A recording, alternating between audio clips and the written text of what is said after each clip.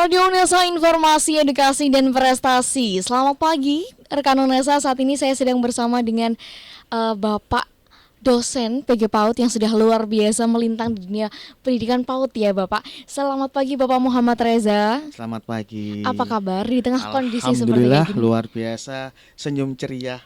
Allahu Akbar. Yes. Oke, gitu kalau mengajari mahasiswa seperti itu Bapak? Ataukah anak-anak PAUD? Anak-anak PAUD ya. kalau mahasiswa enggak. Alhamdulillah luar biasa. Senyum ceria. Yes. Gitu. Allahu Akbar Akbar dulu baru yes. Luar biasa Bapak. Bapak, kali ini kita akan membahas seputar orang tua dituntut menjadi guru di tengah pekerjaannya. Apakah ini sebuah hal yang membuat orang tua menjadi senang, susah, atau stres ya Bapak? Untuk segmen pertama saat ini kita akan membahas seputar perubahan pola asuh orang tua selama pandemi seperti ini. Bagaimana itu Bapak, menurut Bapak? Baik, sebenarnya kalau kita lihat ini kan musibah ya, musibah ini kan sesuatu yang memang tidak bisa kita rencanakan. Maka ini sebagai sebuah desain yang sudah Allah berikan pada kita. Itu perlu kita sepakati itu dulu yang pertama. Yang kedua, maka orang tua tentunya perlu melihat ini bukan sebagai sebuah penderitaan harusnya. Meskipun beberapa orang tua mungkin merasa ini sebagai penderitaan karena banyak tugas anak-anak di rumah, mereka harus meluangkan waktu mengajari anak, sedangkan orang tua tidak punya ilmu pedagogik, tidak punya ilmu pendidikan, itu kan membuat mereka stres. How to, bagaimana mengajari anak membuat mereka stres gitu ya. Maka kalau mereka stres, mereka melihat ini sebagai suatu tekanan mental, dampaknya pada anak. Maka harusnya melihat situasi pandemik ini, melihat situasi anak-anak belajar di rumah ini sebagai sebuah momentum. Momentum orang tua kepada anak untuk benar-benar memahami anaknya.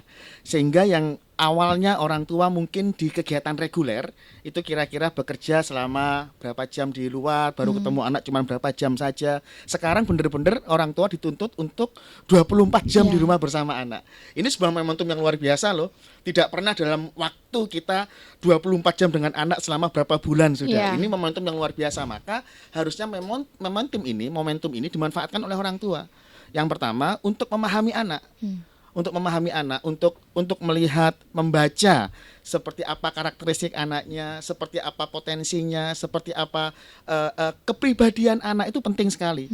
Untuk mencoba membangun komunikasi kembali yang mungkin beberapa sebelum pandemik ini mungkin loss misalkan dengan anak, tapi sekarang ada rekonsiliasi misalkan. Nah, artinya kita melihat pandemik ini sebagai sebuah momentum sebenarnya. Momentum untuk membangun kembali hubungan antara ayah dengan anak, ayah dengan seorang ibu, ayah ibu dengan anak, untuk kemudian kalau bahasanya mungkin membangun kembali, mendefinisikan kembali terkait dengan hubungan di keluarga. Ini yang paling penting menurut itu saya. Kalau tadi udah menurut pola asuh dari orang tua ya Bapak. Kalau dari kondisi psikis anak sendiri, apakah ada perubahan atau seperti apa Bapak? Baik, kalau dari kondisi psikis anak tentunya banyak faktor yang menyebabkan apakah anak memiliki emosi negatif atau positif gitu kan ya. Karena emosi itu ada dua, negatif atau positif. Bisa negatif ketika misalkan beban yang diberikan oleh lembaga kepada anak itu luar biasa. Ini menjadi emosi yang negatif karena artinya pihak lembaga sendiri, pihak guru sendiri harus bisa mengukur takaran kemampuan anak. Sehingga apa tugas-tugas yang diberikan melalui online, melalui grup WA orang tua kan begitu kalau di TK, di SD gitu kan, melalui Zoom. Artinya beban itu memang ukurannya sesuai dengan takaran anak. Ukurannya sesuai dengan keterbatasan yang ada. Itu tidak akan membuat emosi yang negatif. Yang kedua, yang perlu lagi adalah daya dukung orang tua. Artinya orang tua ketika melihat kondisi semacam ini dengan tugas-tugas yang lumayan gitu ya, yang lumayan yang diberikan kepada anak, itu jangan dijadikan sebagai sebuah beban, jangan dijadikan dengan emosi yang negatif. Karena emosi ini sifatnya menular. Begitu orang tua ngajarkan anak, karena orang tua kan nggak punya kemampuan pedagogik. Sekali lagi bahwa guru kita sama-sama sepakat punya kemampuan pedagogik untuk mengajarkan kepada anak. Sedangkan orang tua nggak punya. Sehingga ketika ada tugas, orang tua bingung nih mau diapain nih anak ini. Anak nggak bisa ini, akhirnya gemes kadang. Ketika orang tua gemes, orang tua marah, ada emosi negatif di sana, ya otomatis anak semakin stres. Tapi ketika orang tua memberikan materi itu pada anak, membimbing anak dengan ceria, dengan tanpa beban, dengan cara yang mungkin dengan bermain, dengan tidak memaksa misalkan, itu yang membuat anak merasa nyaman. Sehingga pilihannya ada dua. Kita mau membuat anak kita di era sekarang ini, di pandemik ini dengan sekolah di rumah ini emosi negatif atau positif. Pilihannya ada pada orang tua dan ada pada guru tentunya. Karena anak hanya merespon saja dari apa yang lingkungan berikan. Itu mungkin. Tadi seputar pola asuh orang tua dan juga kondisi psikis anak ya Bapak. Selain Ya. ini kita akan membahas lagi keadaan mengenai orang tua harus kayak apa sih dalam mendampingi anak di rumah aja. Jangan kemana-mana, tetap dibincang Unesa Bisa. Radio Unesa, informasi, edukasi, dan prestasi masih dibincang Unesa Bisa bersama Bapak Reza. Ya. Masih semangat ya Bapak dalam memberikan. semangat. Iya, luar biasa. Alhamdulillah. Yes gitu ya Pak. Oke Bapak, selanjutnya yang akan kita bahas adalah terkadang anak di keluarga itu kan nggak cuma satu ya Bapak, apalagi kalau Indonesia gitu kan. Kalau seperti saya gitu. 4 loh. Oh, saya 5 Pak. Perbedaan umur antara masing-masing anak kan juga berbeda. Bagaimana Iya, orang tua harus menyikapi Oke. keadaan umur anak-anak yang berbeda ini, Baik, Pak? jangankan ngomong umur ya, jangan ngomong berbeda. Anak kembar saja punya kemampuan berbeda kok. Anak kembar saja punya personality yang berbeda kok. Punya bakat dan minat yang berbeda. Jangan ngomong usia saja. Anak yang kembar yang usianya sama itu berbeda. Nah, sekarang tugas orang tua apa sebenarnya? Maka sekali lagi di awal sudah saya berikan sebuah clue sebenarnya bahwa ini sebagai momentum untuk membaca anak, karena mohon maaf saya agak menyitir dengan sebuah konsep agama gitu ya. Pertama kali muncul surat di Islam itu mohon maaf sekali itu kan Iqra, artinya membaca itu. Padahal saat itu Nabi Muhammad tidak tahu apa yang harus dibaca karena dia nggak bisa membaca gitu. Ternyata membaca itu situasi, ternyata membaca itu fenomena, membaca itu bagaimana sekarang ini momentum kita membaca anak, membaca istri, membaca situasi. Lah ini yang paling penting. Maka tugas orang tua adalah membaca karakteristik masing-masing anak. Baik itu anak yang mungkin di usia TK, di usia SD, di usia remaja gitu ya. Maka ini pasti tentunya cara pola asuhnya berbeda. Anak yang kira-kira di usia TK ketika disamakan dengan anak di usia SMP tentunya pasti berbeda. Maka untuk menangani anak tentunya sesuaikan dengan usianya. Itu pasti. Saya tidak akan berbicara teknis banyak terkait dengan bagaimana pada anak TK, SD, SMP karena itu ususnya teknis lebih panjang nanti kita membahasnya. Tapi dengan kata lain bahwa karakteristik usia itu sangat menentukan bagaimana pola pengasuhan kita. Anak usia TK itu ketergantungan orang tua sangat tinggi. Ketika ayahnya mau keluar, ketika saya tadi mau keluar, ayah mau kemana? Ayah mau ke Unesa, ayah kerja. Iya, aku ikut ya. Itu anak yang di TK. Anak yang SD? Enggak ikut. Apalagi yang SMP sama sekali nggak mau ikut. Kalau bisa dia main sama temennya itu lebih semangat. Artinya dari sini saja sudah berbeda, ketergantungan anak dengan orang tua berbeda. Maka momentum ketika anak di usia PAUD tentunya kalau saya melihat itu ketergantungan orang tua kan sangat tinggi. Maka ini momentum orang tua untuk memberikan nilai-nilai yang positif kepada anak.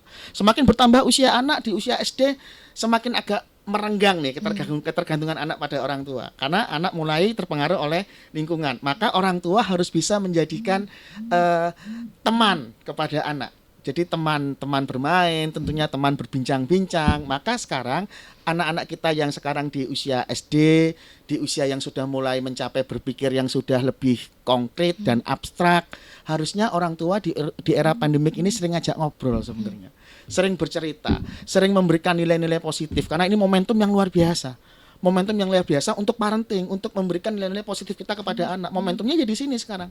Karena mereka sudah waktunya untuk mulai mendapatkan banyak hal dari orang tua. Nah, ini kesempatan terbesar nih menurut saya ini. Jadi di balik musibah ini ada sebuah peluang, menurut saya tidak hanya emas tapi peluang berlian untuk parenting kepada anak. Pak, berbicara seputar parenting, orang tua yang work from home dan harus mendidik anaknya itu kan agak susah untuk berkonsentrasi, mana nih yang harus didahulukan untuk kerja dulu atau anak yang lagi bunda tugas bunda gimana Bapak? Baik. Maka menurut saya scheduling itu sangat penting. Scheduling. Jadi orang tua memang harus punya ilmu manajemen tentunya gitu ya. Kalau istri tidak punya maka dibantu suami. Kalau suami nggak punya dibantu oleh istri. Makanya dua peran ini menurut saya luar biasa harus dimanfaatkan secara maksimal. Ketika saya tidak punya kemampuan manajerial gitu ya, maka istri saya membantu. Tugas mulai anak pertama, kedua, ketiga apa? Di list apa tugasnya, maka kemudian dia membuat scheduling. Kapan kemudian saya terlibat di sana, kapan kemudian dia yang terlibat, kapan ketika saya kemudian punya waktu yang lebih, kapan. Nah, hal itu yang mungkin akan bisa mengurangi mengurangi beban. Sehingga scheduling itu merupakan cara yang tepat untuk membuat ini semua lebih baik terkait dengan pembagian waktu antara pekerjaan rumah maupun membantu anak belajar di rumah. Yang kedua, harus diingat bahwa sekolah itu kan tidak hanya sekedar menyelesaikan tugas. Anak saya mewarnai nggak selesai, dia capek, udah berhenti dulu. Nah, itu kalau anak saya yang perempuan kemudian dia lagi mengerjakan ada pilihan ganda luar biasa banyak, soalnya ada 25, 30, 40, kemudian dia capek, berhenti dulu aja. Karena yang terpenting buat saya adalah sebuah nilai value bukan hanya pada hasil kognisinya, itu penting iya, tapi menurut saya ada hal yang lebih penting yang harus saya lakukan pada anak saya, yaitu terkait dengan proses mentalnya. Proses mentalnya, artinya ketika anak mengerjakan itu harus jujur, itu harus diutamakan nih. Jadi ketika dia mengerjakan, aku mau nyontek, padahal sama gurunya sudah di awal nggak boleh membuka buku misalkan, nggak boleh melihat di internet misalkan, harus kerjakan sendiri. Itu benar-benar kita harus patuhi itu, karena ada nilai yang menurut saya yang justru itu yang paling penting dibandingkan sekedar hasil. Maka target-target akan sekolah yang dari rumah ini targetnya tidak hanya sekedar perubahan nilai lebih tinggi, hasil yang lebih bagus, tapi pada perubahan mental itu yang lebih penting menurut saya. Bapak menarik, mungkin sedikit out of topic ya Bapak. Ini saya mau bertanya, ini kan kondisi keluarga saya, ibu saya anaknya 5, saya termasuk anak yang sudah besar gitu ya Pak ya. Menghadapi orang tua saya yang kewalahan mengurus adik-adik saya, apa yang harus saya lakukan Pak untuk membantu ibu saya? Iya, tentunya kalau di rumah itu teamwork itu kan penting ya. Jadi sekarang saya tuh punya tim itu ada 6 orang tim. Ada 6 orang, saya, istri dan anak. Ini kalau saya di rumah. Dulu ada pembantu, sekarang dengan pandemi begini tidak berani untuk memasukkan pembantu kan. Sudah satu lagi tim sudah nggak ada gitu kan. Maka 6 orang ini harus bisa menjadi sebuah tim yang kuat tentunya. Harus bisa membagi tugas.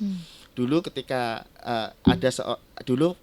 yang membandingkan anak yang terakhir itu saya misalkan. Kemudian sekarang sekarang anak saya yang pertama yang mulai belajar untuk memandikan adiknya. Dulu yang menyuapi adiknya itu saya atau maminya. Sekarang enggak. Anak saya yang nomor 1 lah yang sekarang memiliki tanggung jawab itu. Artinya menurut saya perlu kita untuk duduk bareng dalam sebuah keluarga, berbagi tugas. Tentunya tugas itu harus sesuai dengan karakter masing-masing. Jangan sampai anak yang usianya 4 tahun diminta untuk nyapu ngepel, ya pasti nggak bisa kan gitu kan. Maka tanggung jawab nyapu ngepel adalah tanggung jawab kakaknya yang mungkin yang pertama gitu kan. Sehingga adiknya tanggung jawabnya apa? Adiknya hanya meletakkan mainan kalau sudah bermain, itu aja udah cukup. Sehingga tanggung jawab itu kita bagi bareng-bareng nih, sehingga rumah yang kita kerjakan bersama itu serasa lebih ringan dengan adanya pembagian tugas. Dan yang kedua tentunya faktor yang paling penting selain itu, anak memiliki rasa tanggung jawab. Ini nilai yang luar biasa. Ini makanya saya bilang dari awal, ini momentum sebenarnya. Ini pandemi ini momentum rekonsiliasi atau membangun kembali hubungan antara orang tua dengan anak. Sehingga tanggung jawab itu kita berikan sekarang ini momentumnya. Dengan cara anak memiliki tanggung jawab sekarang. Tentunya dengan kita ngomong alasan bahwa sekarang pandemi, kemudian ayah sekarang seperti ini, mama harus seperti ini gitu kan. Mereka juga harus paham. Makanya sebuah komunikasi itu penting untuk menyampaikan informasi itu kepada anak. Berarti memang dibutuhkan teamwork, juga orang tua baik orang tua maupun anak juga memang harus saling mengerti ya Bapak. Yes. Baik, menarik. Setelah ini kita akan membahas lagi seputar orang tua parenting lagi, nggak bosan-bosan ya buat rekan Unesa. Jangan kemana-mana, tetap dibincang Unesa Bisa. Radio Unesa, informasi, edukasi, dan prestasi. Masih dengan saya Farah dan juga Bapak Reza ya Bapak. Saat ini kita akan membahas seputar orang tua yang harus work from home, merangkap profesi sebagai guru di rumah bersama anak-anaknya. Bagaimana Bapak harus menanggapi orang tua yang harus mengajari anak-anaknya supaya tidak kehabisan akal? Baik, kalau tadi sebenarnya jawabannya sudah hampir sama dengan yang tadi pertanyaan tadi ya. Jadi artinya gini, orang tua ketika mengajarkan pada anak ini kemungkinannya cuma 2. Anak akan stres gitu ya, malah stressful dengan orang tua, atau anak malah nyaman dengan orang tua. Maka kiat-kiat terkait yang pertama membuat scheduling waktu sehingga orang tua juga tidak terganggu dengan kegiatannya. Kemudian orang tua juga merasa tidak berat sehingga scheduling waktu itu penting. Itu kiat yang pertama. Yang kedua adalah terkait dengan melihat mindset, pola pikir kita melihat sesuatu di suatu hari ini itu jangan suatu hal yang tidak menyenangkan. Harusnya kita melihat sesuatu ini ada sebuah hikmah, ada sebuah hal yang positif sehingga mindset kita sebagai orang tua melihat ini sebagai sesuatu yang ini momentum buat saya untuk melakukan banyak hal dengan anak-anak saya. Maka kalau orang tua memiliki mindset yang semacam itu, saya kira kok ada perilaku yang lebih baik kepada anak dibandingkan orang tua yang memiliki mindset pola pikir bahwa kondisi ini kondisi yang membuat beban berat pada saya. Sudah di rumah, kumpul sama anak, tugas banyak. Maka yang muncul pada orang tua emosi yang negatif. Dan emosi negatif ini tertular kepada anak. Tentunya apa yang dilakukan oleh orang tua dengan membimbing anak belajar di rumah tentunya dengan cara yang keras, dengan cara yang mungkin agak kasar kalau memang anak merasa tidak mampu gitu kan. Lah, ini yang harus dilakukan orang tua. Mindset yang harus dirubah melihat ini sebagai sesuatu yang berkah, sesuatu yang momentum yang memang positif. Kemudian yang ketiga kita tidak usah mementingkan akan hasilnya. Ini terbatas kok. Semua ini sudah terbatas. Kita sudah dibatasi belajar di rumah, kita sudah dibatasi tidak ada interaksi dengan guru secara maksimal. Maka saya yakin hasil juga tidak akan bisa maksimal kok. Perkuliahan juga sama kan, perkuliahan juga terbatas. Kita juga menggunakan Zoom, menggunakan conference, padahal pertemuan langsung semacam ini itu jauh memiliki nilai psikologis yang luar biasa. Ada tatapan mata, ada sebuah bahasa tubuh, sedangkan di Zoom, di conference kita mungkin ada keterbatasan komunikasi. Itu pun juga sudah mengurangi kenyamanan. Sehingga dengan keterbatasan ini maka menurut saya target yang kita berikan pada anak ini bukan target hasil yang maksimal terkait belajarnya, tapi terkait dengan proses mentalnya sekali lagi. Jadi target kita kepada anak adalah proses mentalnya. Bagaimana mereka bersikap jujur, bagaimana mereka mau bekerja keras. Hasilnya nggak penting, tapi mereka mau melakukan, mau mencari informasi ketika belajar di rumah, mau melakukan kerjasama dengan orang tua. Lah, nilai-nilai ini yang menurut saya lebih penting untuk kita utamakan dibandingkan dengan hasil belajar, sehingga orang tua nggak stres. Anak nggak bisa, tenang, santai. Bisa nggak bisa itu kan urusan biasa. Urusan masalah waktu yang secara kontinu kalau kita berikan pasti bisa kok. Itu aja sebenarnya. Sehingga targetnya bukan hanya masalah hasil belajarnya, tapi yang paling penting targetnya adalah proses mental yang harus dimiliki oleh anak. Nilai-nilai positif yang harus anak lakukan dalam sebuah work from home seperti ini. Bapak tadi sempat menyinggung soal hasil belajar itu memang tidak penting, tapi Pak bukan tidak penting, tidak penting, tapi dalam hal ini ada hal yang lebih penting, proses mental. Ya. Tapi dalam hal ini melihat kondisi keluarga saya, misalnya Pak, adik saya masih SD, tapi sudah harus ditugaskan berbagai macam soal dan setelah dikumpulkan tuh muncul nilainya dibandingkan dengan teman-temannya. Itu akhirnya membuat orang tua, kok nilaimu segini gitu. Itu gimana menyikapi orang tua, Pak, yang seperti itu? Sebenarnya kan ini diawali dari proses berpikir awal, bahwa anak itu pasti cerdas. Ini yang kata kuncinya. Semua anak itu pasti cerdas. Ini kata kunci. Tapi kecerdasan anak masing-masingnya itu berbeda. Ini yang harus dipahami oleh orang tua. Memang mohon maaf tidak semua orang tua memahami ini, karena mereka hanya melihat bahwa nilai matematika tinggi dianggap cerdas, tapi tidak melihat bahwa ketika anak pandai bercerita dianggap tidak cerdas, ketika anak pandai bernyanyi dianggap tidak cerdas, ketika anak pandai menggambar dianggap tidak cerdas. Karena kecerdasan itu ukurannya adalah kalau matematikanya dapat bagus, kalau bahasa Inggrisnya dapat bagus, kalau kemudian IPA IPS-nya itu ya dapat bagus, itu cerdas. Padahal kecerdasan itu sangat unik pada masing-masing anak. Sehingga saya mungkin kalau sikap orang tua tahu bahwa kecerdasan ini unik, maka masing-masing anak pasti cerdas, tapi cerdasnya di bidang mana nih? Itulah yang pentingnya orang tua membaca anak. Pentingnya orang tua melihat karakteristik anak. Ini pentingnya di situ. Sehingga ketika tahu kecerdasan anak di bidang apa, pada hal apa, maka orang tua lebih memaklumi akan sebuah hasil yang tidak maksimal pada sebuah mata pelajaran. Meskipun tetap harus distimulasi, tetap harus distimulasi. Misal, anak yang pertama tidak selalu mendapatkan nilai matematika yang tidak maksimal, tidak pernah 10, tidak pernah 10, yang sering itu 70, 80 gitu kan. Kalau saya tidak bijak, saya akan marah, saya akan tuntut pada anak saya. Kenapa nilaimu 70? Harusnya 100 kamu. Kamu bisa. Tapi karena saya tahu kemampuan anak saya, kenapa? Bahasa Inggrisnya 100 soalnya. Ketika dia membuat puisi, indah puisinya. Ketika dia menyanyi, suaranya luar biasa, tanpa nada fals. Saya memaklumi, oh cerdas dia itu tidak pada matematika. Cerdas dia itu pada Bahasa Inggris, seni. pada bahasa. Sehingga oke lah, enggak apa-apa lah 70-80 angka yang harus saya syukuri. Hebat kamu nak. Ini yang dibutuhkan oleh anak. Hebat kamu nak, kamu hebat, kamu bisa sayang. Ini yang dibutuhkan, ini yang menurut saya proses mental. Sehingga tidak ada orang tua yang marah-marah ketika anak tidak bisa menyelesaikan tugas. Tidak ada orang tua yang marah-marah ketika hasil anak tidak maksimal. Tapi yang ada adalah proses-proses memberikan supporting pada anak. Memberikan proses mental yang positif pada anak. Ini menarik ya, karena ternyata membangun kepribadian anak, membangun orang tua, membangun parenting yang baik ya, itu sepertinya susah sekali. Setelah ini kita akan bahas lebih dalam lagi ya Bapak, bagaimana benar menjadi pendidik bagi anak yang baik meskipun tidak memiliki ilmu pedagogi ya Bapak. Jangan kemana-mana, tetap dibincang Unesa Bisa. Radio Unesa, informasi, edukasi, dan prestasi. Tidak bosan-bosan masih berbincang-bincang dengan Bapak Reza. Pak, tips apa yang harus Bapak berikan nih kepada rekan Unesa biar menjadi orang tua untuk mendidik anak di kala WFH ini? Tipsnya, tips. Oke, baik. Sebenarnya kalau ngomong tips, masing-masing pasti punya pola yang sudah established. Artinya pola yang sudah mapan pada masing-masing orang tua dengan keluarga masing-masing. Artinya satu keluarga pasti berbeda polanya dengan keluarga yang lain. Jangankan satu keluarga, untuk menghadapi satu anak saja pasti tentunya berbeda dengan anak yang lain. Maka tidak ada sebuah hal yang saklek terkait dengan tipsnya harus seperti ini, tidak ada. Tapi yang jelas secara universal adalah bahwa orang tua itu harus bisa memberikan supporting pada anak. Ini sebuah kata kunci.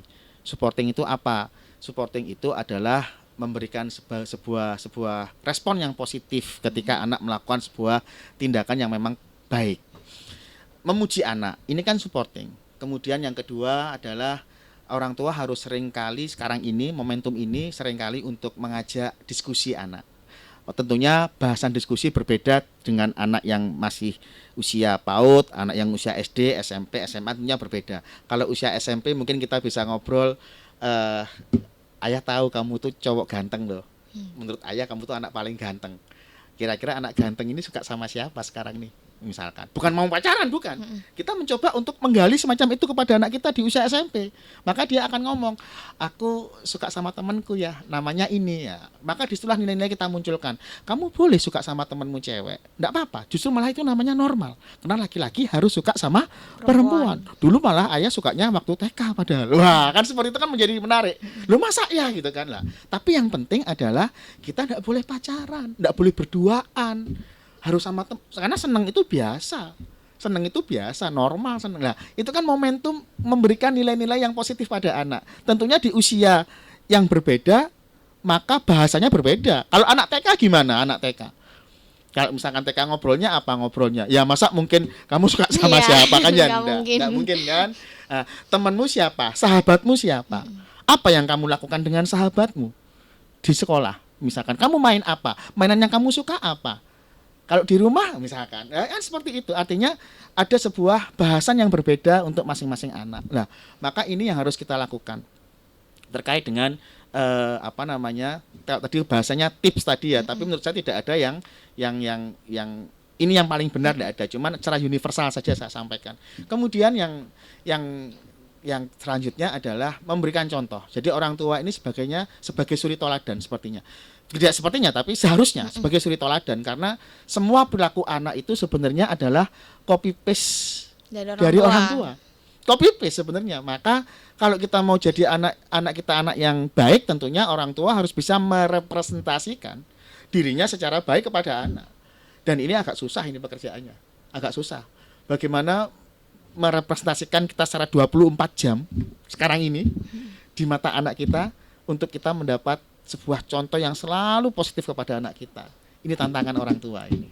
Dan yang terakhir menurut saya tipsnya adalah karena tidak ada sesuatu yang pola pattern, pola bentuk yang saklek menurut saya, tapi ada yang universal tadi saya sampaikan, dan yang terakhir adalah sebuah kekuatan doa. Artinya ini yang kita miliki sebagai makhluk, sebagai umat yang yakin dengan agama, yakin dengan Tuhan. Kita mungkin ada banyak hal yang mungkin salah mendidik anak, mungkin tidak sesuai dengan karakteristik anak, tapi percayalah bahwa doa itu bekerja untuk merubah takdir anak-anak kita. Doa itu merupakan sebuah bentuk ketergantungan kita pada Allah, karena anak-anak kita sejatinya yang punya bukan kita, karena yang punya itu adalah Allah. Maka Allah lah yang paling berhak untuk mengarahkan kemana anak kita. Dialah yang paling punya kuasa, bukan saya sebagai orang tua. Saya hanya sebagai usaha saya untuk merubah perilaku baik pada anak, tapi Allah lah yang akan menentukan segalanya. Maka doa itu menjadi kekuatan yang luar biasa.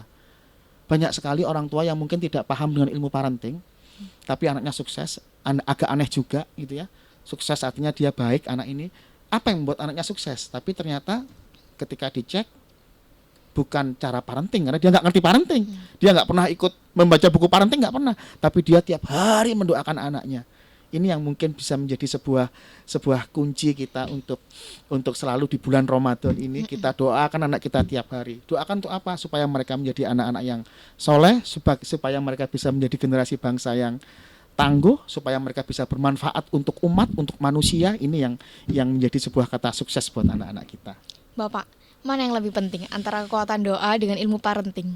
Wah, dua-duanya harus berinteraksi tentunya ya. Jadi antara ilmu parenting ini kan sebagai usaha manusianya, sebagai ikhtiar manusia untuk mencapai hal yang lebih baik kepada anak-anak kita.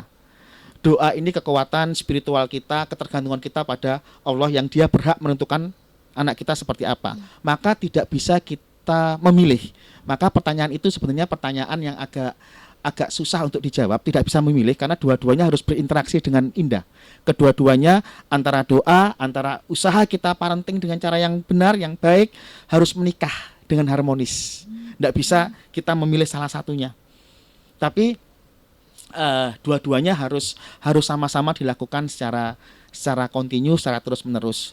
Tidak hanya usaha kita parenting baik kepada anak, tapi doa kita kepada Allah untuk mendoakan anak kita tiap hari, tiap selesai ibadah, tiap saat kita sampaikan pada Tuhan, dan saya yakin bahwa Allah pasti akan mentakdirkan anak-anak kita menjadi anak-anak yang hebat tentunya. Berarti memang tidak hanya ilmu parenting yang dibutuhkan, tapi juga kekuatan doa yang harus berjalan beriringan ya Bapak. Luar biasa. Setelah ini kita akan membahas masa depan, bahwa apa yang harus dilakukan para orang tua setelah pandemi ini. Jangan kemana-mana, tetap dibincang Unesa Bisa. Radio Unesa, informasi, edukasi, dan prestasi. Bapak, Ya. masih aman Pak? Tidak bosan ya Pak dengan saya ngobrol bareng Bapak? 3 hari saya ladenin. Luar biasa. Bapak, selanjutnya kita akan membahas seputar apa yang harus dilakukan orang tua terus menerus ketika kita tahu kondisi seperti ini. Kan kita tidak bisa memperkirakan ya Bapak kapan berakhir gitu. Jadi apa yang harus dilakukan orang tua supaya tidak jenuh dan anak itu juga tidak bosan gitu loh Pak, dengan di rumah gitu-gitu aja. Baik. Memang kalau kita lihat kondisi ini kan kondisi yang memang kita tidak bisa prediksi. Selalu prediksi kita meleset gitu ya. Selalu meleset. Kemarin awalnya bulan April sudah ada aktivitas secara normal, tapi ternyata diperpanjang sampai bulan Mei gitu ya. Maka ini lagi pada orang tua, apalagi yang saya lakukan pada anak-anak ini supaya mereka nggak jenuh. Baik. Maka begini, kita nikmati kondisi ini. Itu satu cara pandang yang saya pikir ini bijak ya. Jadi kondisi ini kondisi yang memang kita harus bisa nikmati. Yang kedua adalah tentunya orang tua harus berpikir yang enggak usah terlalu ribet berpikirnya. Gini, banyak hal yang bisa kita lakukan pada anak-anak kita tentunya yang membuat mereka bahagia sebenarnya. Kita sendiri yang bosen, bukan anak yang bosen. Pertanyaan itu adalah orang tua yang bosen. Karena anak saya tidak pernah bosen mendengarkan cerita saya tiap hari. Anak saya tidak pernah bosan ketika kemudian setelah kita beribadah, kita ngobrol masalah tentang ketuhanan tiap hari. Meskipun itu sederhana, meskipun diulang-ulang. Yang bosan adalah orang tuanya sebenarnya. Yang stres itu orang tuanya sebenarnya, bukan anak. Anak tuh nggak bosan. Anak tuh senang sebenarnya dengan orang tua. Senang. Tinggal orang tua saja yang kemudian mencari aktivitas yang sederhana. setiap sebelum tidur kita bisa bercerita kepada anak, kita menemukan kegiatan yang bareng-bareng kita diskusikan dengan anak, kita menemukan sekarang masih banyak kok sekolah yang dari tugas-tugas sekolah yang masih banyak kita mengerjakan itu sudah yang menurut saya anak sudah lumayan untuk menghilangkan variabel bosan. Tapi yang bosan adalah ibunya. Sehingga yang perlu dirubah sebenarnya bukan bagaimana anak supaya tidak bosan, sehingga yang perlu dirubah yang paling gampang bagaimana orang tua untuk melihat kondisi ini supaya dia bisa enjoy dengan anaknya, menikmati dengan anaknya. Kata kuncinya itu sebenarnya, sehingga ciptakan kegiatan-kegiatan yang sederhana. Banyak hal, contoh misalkan bangun tidur hari ini sudah melakukan kegiatan sahur bersama. Sebelum sahur saya bangunkan anak saya, kemudian diajak untuk beribadah. Nggak mau beribadah nggak apa-apa, bantu maminya untuk goreng telur, bantu sudah ke maminya. Ada interaksi, ada kegiatan di sana. Oke, setelah kegiatan sholat subuh, selesai itu anak ngantuk tidur, bangun lagi jam 7, jam 8, Zoom dengan gurunya sampai jam 10 biasanya mengerjakan. Setelah itu nunggu waktu duhur, biasanya anak melakukan kegiatan. Oke, dulu ini ketat sekali saya ketika melakukan permainan game di gadget gitu ya, seminggu sampai 2 hari. Cuman sekarang agak longgar waktunya sehingga anak juga tidak merasa bosan. Tapi tentunya game itu saya harus tahu game seperti apa. Kemudian melakukan aktivitas sholat duhur. Setelah sholat duhur cerita. Setelah cerita kegiatan bersih-bersih rumah. Loh, mana yang bosan? Nggak ada sebenarnya. Yang bosan itu orang tuanya, ini yang bosan. Maka orang tua yang harus pandai-pandai untuk melihat situasi ini sebagai suatu berkah. Yang kedua, melihat situasi ini untuk menikmati kebersamaan dengan anak. Enak ternyata dengan anak itu. Yang membuat orang tua stres itu kan karena merasa anak beban. Anak beban, tugas-tugas dari guru-gurunya ini kan beban. Santai sudahlah, santai. Kita sama-sama, kondisi ini tidak dialami oleh keluarga saya, oleh keluarganya Mbak Farah, tapi dialami oleh seluruh masyarakat dunia. Seperti ini. Terus mau gimana lagi? Maka menikmati itu sebuah kunci. Yang kedua, selain kita menikmati itu, yang membuat tidak bosan itu kalau menurut saya sekali lagi bahwa